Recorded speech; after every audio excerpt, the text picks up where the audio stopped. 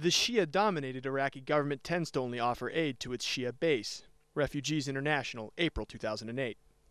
Welcome back to Inside Iraq. We are discussing sectarianism in Iraq, whether it's a product of the occupation or an inherent part of Iraqi society. This week, I spoke to Iraqi-born Imam Hassan Qazwini of the Islamic Center in Ann Arbor, Michigan in the US, and asked him, how will sectarianism affect future Iraqi generations? I think one manifestation of the sectarian division is the decline in the number of intra-faith marriages between the Iraqis, especially between the Sunnis and the Shia. I hope that this situation will be temporary. It will go away in the future, and Iraqis will go back to their tradition of harmony and respect for each other. And how will it affect Iraq's neighbors? For instance, there is a sizable Shia segment of Saudi society on the eastern border. The Saudis look at Iraq and they say, we don't want this in our country. Absolutely. I think luckily the sectarian division that occurred in Iraq did not spill over to other countries, especially to the Gulf countries. I can say that Shia and Sunnis in these countries enjoy the peace and the harmony that they had from before. And I didn't see any sign of the sectarianism spilling over to these countries. Modern societies, they have separated religion from politics, for instance, in the United States or in the West. While in Iraq, clerics, they have become actively playing a role in politics. Have they contributed to this sectarianism? The majority of leaders in Iraq, whether the Shia or the Sunnis, they condemned violence, and numerous times, repeatedly, they urge Iraqis for reconciliation. But unfortunately, in some cases, we have witnessed some well-known religious leaders, whether in Iraq or outside Iraq, are getting involved in this mess, in this sectarian mess.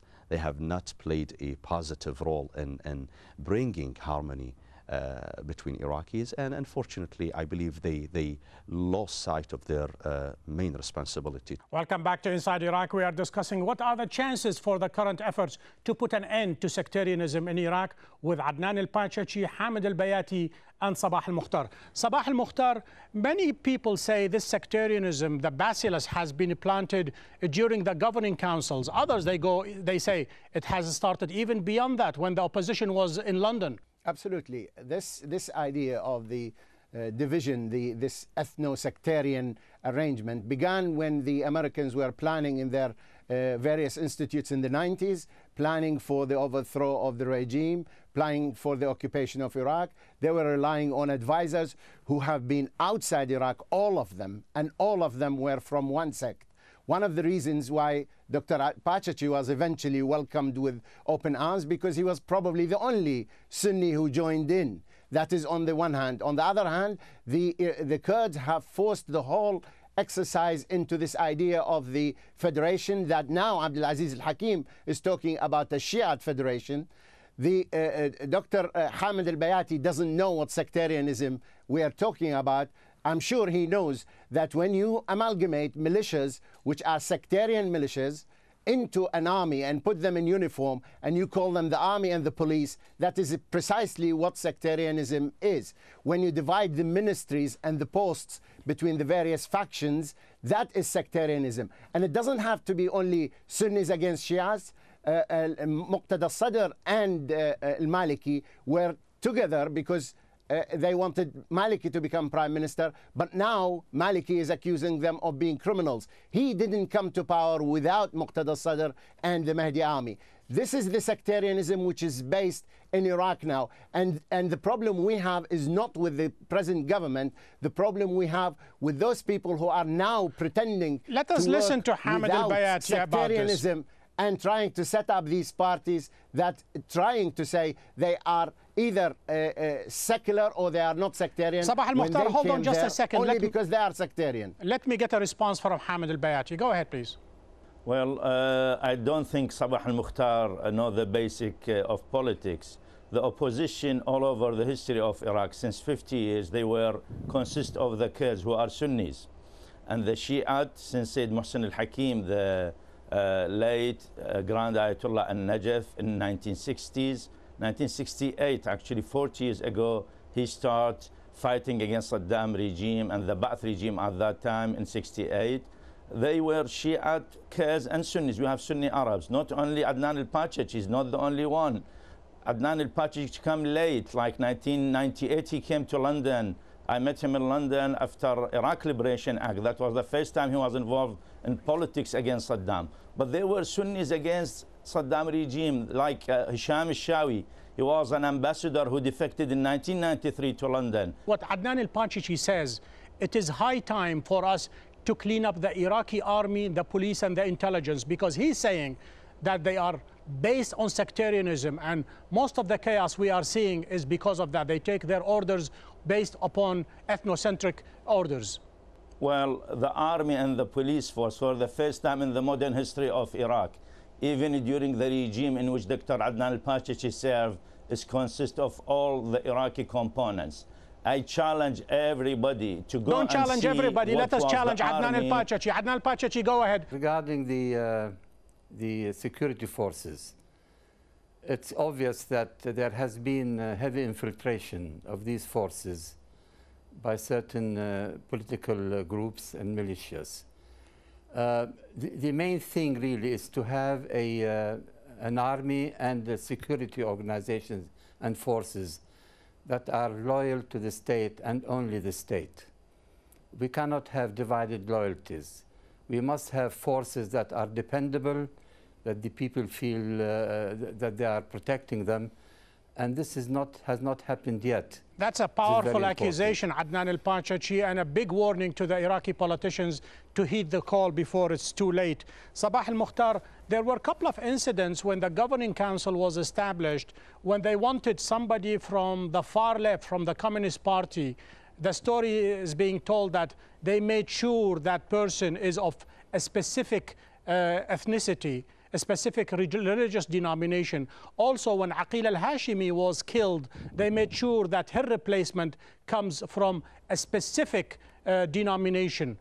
Would you say that the governing council was the big culprit in all this?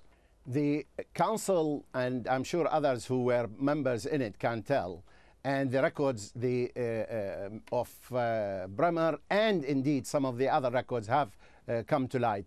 The whole exercise, it was manipulated by the Americans under the influence of certain Iraqi politicians who were working with the Americans during the period of the 90s. They were working on ethnicity and on sectarianism. They influenced the decisions. Bremer forced them into that one, and every member there, I mean, even I hope Dr. Pachachi, he's a politician, he's a public figure. When we refer to him, he has our highest respect on a personal level. But Dr. Pachachi was originally a Sunni.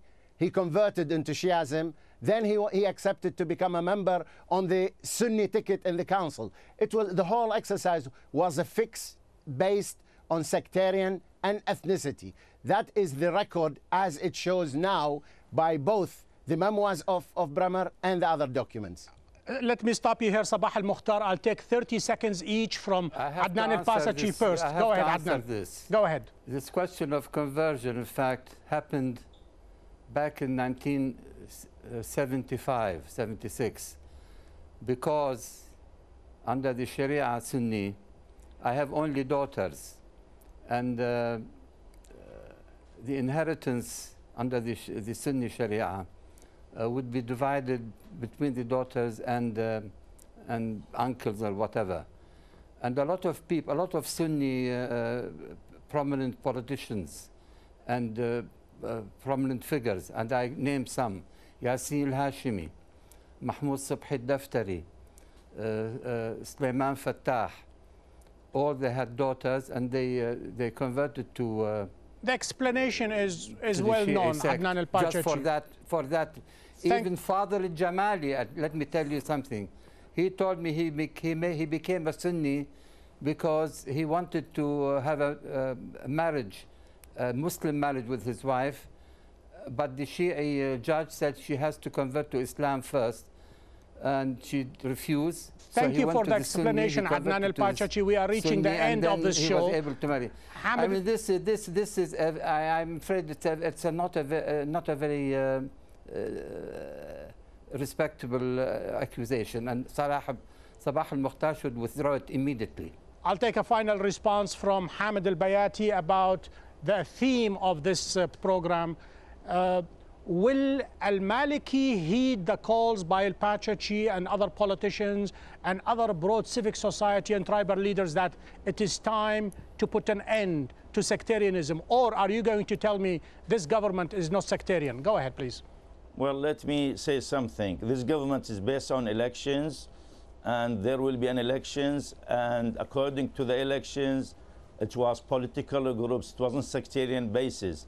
Now, you know that there was a shift in the position between Sheikh Ghazi Liawi and now President Jalal al-Talabani, because the Kurdish bloc has got the second largest bloc in the parliament.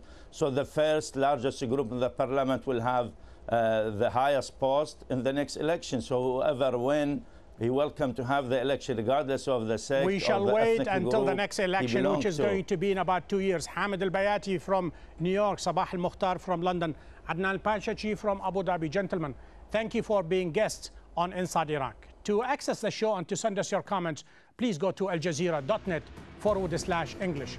We have reached the end of this show. Join me next week when we take another look inside Iraq. Goodbye.